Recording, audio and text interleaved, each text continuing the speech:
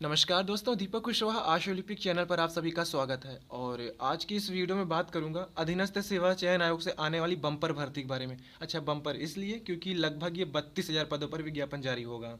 और इसका विज्ञापन तब जारी होगा जब आपकी ये प्रारंभिक अर्हता परीक्षा, ये पीईटी की परीक्षा हो जाएगी। तो उसके बाद ये मुख्य परीक्षा के लिए इसका विज्ञापन जारी होगा। और क्या पीईटी के लिए फिर से आवेदन होगा, इस पर भी चर्चा करूंगा। और क्या पीईटी रद्द हो सकता है, इस पर भी। और खास कर ये कि इसका प्रश्न पत्र कैसा होगा, क्योंकि ये ज़्यादा ज़रूरी है। ये बिल्कुल नए तरीके से परीक्षा हो रही है, ठीक है।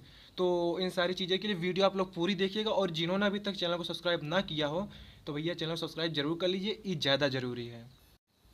तो पहले ये जान मतलब कि किस किस विभाग से मतलब कितने पदों के लिए भर्तियां आ रही हैं। तो लेखपाल के लिए 7,882 पद हैं। लिपिक के लिए 8,555 पद। लेखा परीक्षक के लिए 1,303 पद। ग्राम विकास अधिकारी के लिए 1,658 पद। और परिवार कल्याण में आपका ये 9,222 पद खाली है। बाल विकास पुष्टाहार में 3,448 पद है। और नगर निकाय में 383। अच्छा, जिन जिन पदों का नाम दे दिया है, ठीक है। और जिनका विभाग का नाम दिया उसमें आपका ये आशुलिपिक का भी पद हो सकता है, वहाँ भी कनिष्ठ सहायक हो सकते हैं, वहाँ भी कोई तकनीकी पद हो सकता है। तो उसका विवरण नहीं है, ये सिर्फ विभाग का सतही तौर पर जानकारी है कि हाँ फलाने जगह से इतने इतने पदों के लिए विज्ञापन जारी होगा। और आयोग पहले भी कहा था कि हम 22 से 30 हज़ार पदों पर विज्ञापन जारी करेंगे। तो ठीक है, अब आप ये समझिए कि आपकी ये परीक्षा होगी कैसे है। तो क्योंकि देखिए ज़्यादा ज़रूरी है। तो आपकी ये 2 घंटे की परीक्षा है। कुल 100 प्रश्न होंगे। परीक्षा बहुविकल्पी होगी, OMR पे, ऑफलाइन है, ठीक है ना। परीक्षा आपकी ऑफलाइन है, ध्यान दीजिएगा।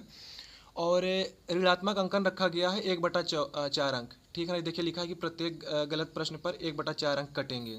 पहले 1/3 था, तो अब 1/4 है। तो यही ठीक है। अब आप ये समझिए कि परीक्षा में प्रश्न कैसे आएंगे। अंग्रेजी अनिवार्य कर दिया गया है, पहली बार ऐसा हुआ है। तो देखिए यही है कि भारतीय इतिहास, भारतीय राष्ट्रीय आंदोलन, भूगोल, भारतीय अर्थव्यवस्था, भारतीय संविधान, सामान्य विज्ञान, प्रारंभिक अंक गणित। गणित का भी प्रश्न रहेगा, ध्यान दीजिएगा। सामान्य हिंदी, सामान्य अंग्रेजी व तर्क एवं तर्क शक्ति से जुड़े 5-5 अंक के सवाल होंगे, ठीक है। ये हो गया, मतलब इन इन विषयों से 5 प्रश्न होगा। और फिर आपका ये समसामयिकी हो गया, सामान्य जागरूकता, हिंदी, ग्राफ की व्याख्या और तालिका की व्याख्या। इससे जुड़े हुए 10-10 अंकों के प्रश्न होंगे, ठीक है। ग्राफ और तालिका आप ऐसे समझिए, जिससे मतलब कि जैसे कि ये देता है ना, फलाने कक्षा में इतने लोग हैं, उनका परसेंटेज इतना है, तो कौन प्रथम श्रेणी में है, कौन द्वितीय श्रेणी में, या फिर किसी कारोबार में इतना लाभ हुआ, वित्तीय वर्ष में इतना हानि हुआ था, ऐसा था वैसा। तो वही वाला हुआ, क्योंकि इलाहाबाद उच्च न्यायालय में जब ये कनिष्ठ की भर्ती आती थी और आशुलिपिक पद के लिए, तो उसमें भी ये 5 प्रश्न पूछता था। तो ये कठिन नहीं है, उसी में रहता था, उसी में देख के उत्तर लिखना होता था। थोड़ा हाँ हल करना पड़ेगा, ये नहीं कि वही उत्तर दिया रहेगा। तो इसके लिए आप गूगल पर सर्च कर लीजिए, मिल जाएगा सारी चीज़ें। या तो हाई स्कूल की कोई किताब देख लीजिएगा, पहले आती थी, तो उसमें भी मिल जाएगा आपको। यूट्यूब पर आप देख लीजिए, कई भरमार है, कई चैनल ऐसे हैं जो आपको बिल्कुल निःशुल्क पढ़ा रहे हैं, मुफ्त में पढ़ा रहे हैं, तो सारी चीज़ें पता चल जाएगी। तो ये सारी चीज़ें हैं। दूसरी बात है, क्या पीईटी रद्द होगा। तो भैया काहे रद्द होगा। जब पहले ये समझिए कि क्या पीईटी के लिए आवेदन होगा, तो बिल्कुल नहीं होगा। क्योंकि अब देखिए सारी चीज़ें बंद हो चुकी है। आयोग की मंशा भी यही थी पहले से कि लोग ज़्यादा से ज़्यादा आवेदन ना कर सकें। क्योंकि भैया जब आप आ, जिस समय तक के लिए आवेदन ले रहे थे उतनी समय तक वेबसाइट नहीं चली, तब आगे आपको देना चाहिए था कि हाँ हफ्ता 10 दिन लोग और आवेदन कर सकें। क्योंकि 21 जून तक वेबसाइट एकदम ठप हो चुकी थी, ठीक है ना। तो यहाँ आयोग ने बहुत बड़ी गलती की है। अब क्या कर सकते हैं। अब आप लोगों ने ऐसे लोग को छोड़िए, अभी बोलेंगे, आप कहेंगे गलती अपनी न है। अब क्या कर सकते हैं, क्योंकि वो जो चाहेंगी, वो जो कहेंगे वही होगा, हम आप कुछ नहीं कर सकते हैं, ठीक है।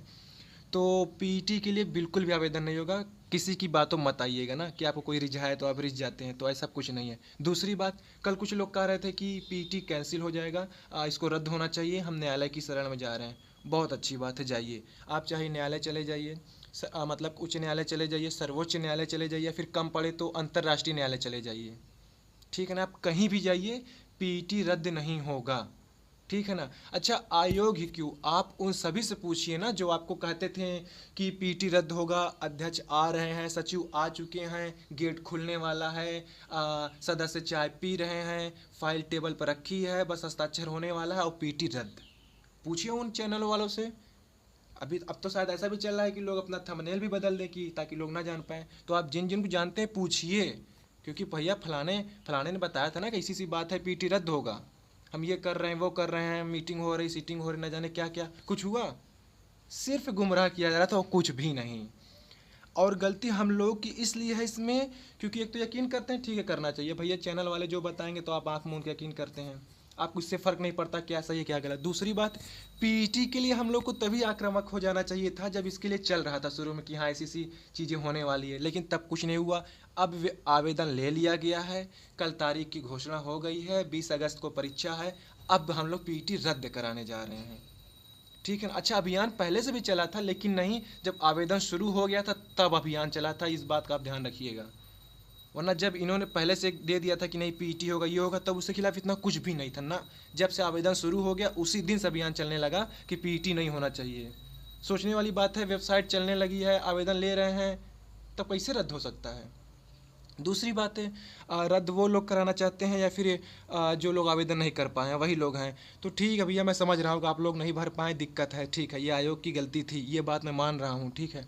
दूसरी बात है, लगभग 6-7 लाख लोग हैं जो फॉर्म नहीं भर पाए हैं, जो चाह रहे हैं रद्द हो, क्योंकि 26-27 लाख लोग आवेदन नहीं कर पाए थे, सिर्फ रजिस्ट्रेशन करे थे, अंतिम रूप से नहीं भर पाए थे।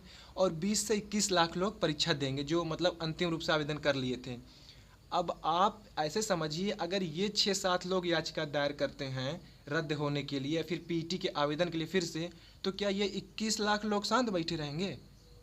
खुद सोचिए, इन 21 लाख लोगों का पैसा लग चुका है पूरा, अब ये लोग शांत बैठ जाएंगे? अच्छा, हम पैसा दिए हैं, फार्म भर दिए हैं, परीक्षा के लिए तैयारी कर रहे हैं, कल तारीख की घोषणा हो गई है और तुम चले याचिका दायर करने। तो ये सब कुछ नहीं होने वाला, पैसा वैसा मत फंसाइए।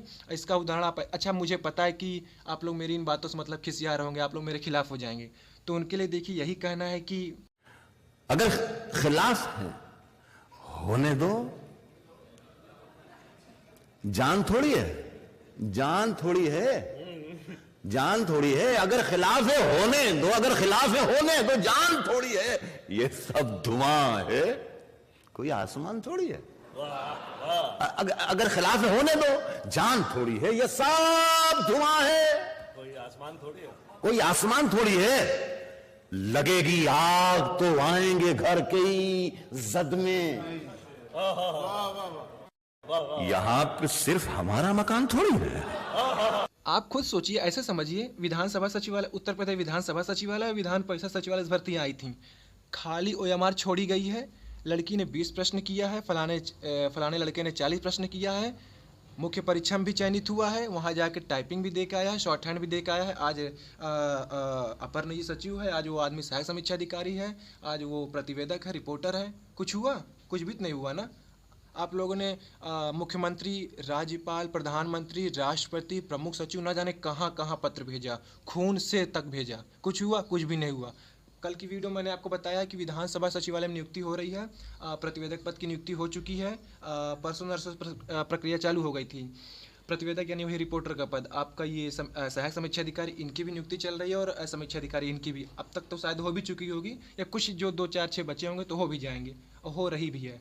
तो क्या हुआ? उधर केस चल रहा है, इधर सारी चीज़ें हो रही हैं, कुछ हुआ नहीं ना। कहने का मतलब कुछ भी नहीं होने होगा भैया, परेशान मत होइए। अब ये वेबसाइट पर जब दे दिए हैं कि कल परीक्षा है 20 अगस्त को, तो आप काहे रद्द करेंगे? ये आप लोग कुछ सोच के बोला करिए ना, काहे रद्द करेंगे? वेबसाइट पर दे दिए हैं तो आप काहे करेंगे? आप लोगों ने धरना दिया था यही अभी कुछ दिन पहले, वहाँ आप लोग से साफ साफ मना कर दिए हैं कि हम आवेदन नहीं लेंगे आगे। अब तो भी आप नहीं समझ रहे, मत पैसे बर्बाद करिए कि हम रिट दायर करेंगे, याचिका दायर करेंगे, ये है वो है, बहुत तुर्रम खां बनेंगे, कुछ भी नहीं होने वाला है। आप लोग मेरी बातों से गुस्सा रहे हो, मैं समझ रहा हूँ, लेकिन हकीकत यही है। अब आप पहले जाकर उन लोगों से पूछिए कि भैया तुमने कहा था कि रद्द होगा, काहे नहीं रद्द हुआ। चाहे कॉलर पकड़ के पूछिए, या यूट्यूब से बाहर निकाल लीजिए, या घरे पहुंच जाइए, वो आपकी जिम्मेदारी है, ठीक है ना। क्योंकि आप लोग वहीं से ताव में आए थे, उन्हीं की बातों पर कि नहीं रद्द होगा, फलाने ने कहा था, रद्द नहीं हो रहा है। बाकी आपकी स्क्रीन पर आपकी स्क्रीन पर मेरा ये टेलीग्राम चैनल है, दीपक IAS PCS के नाम से। अगर आपको कुछ जानना समझना रहा है, पूछना रहा करे, तो आप यहाँ भी बात कर सकते हैं। और पीटी से संबंधित जो भी काम की चीज़ें हैं, पढ़ाई संबंधित, आपको उसकी PDF यहाँ पे दे दी जाएगी, और इसका सिलेबस वगैरह क्या है वो भी आपके यहाँ मिल जाएगा। और अगर अभी तक आपने सिलेबस नहीं देखा है तो फिर ये 8वां अजूबा है। तो ठीक है, आज की इस वीडियो में इतना ही था। पूरा वीडियो देखने के लिए धन्यवाद।